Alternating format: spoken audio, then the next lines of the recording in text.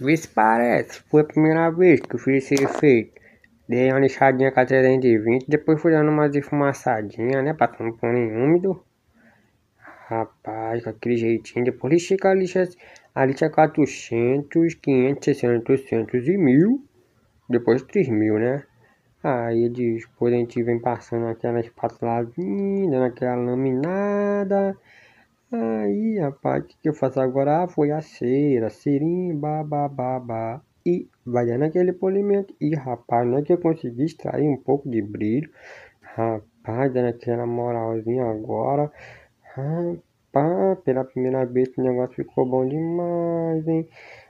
Acho que é aquele negócio, né? A gente vai fazendo e vai ficando cada vez melhor. Rapaz, não vou parar de fazer isso mais não. Rapaz, acho que tem futuro.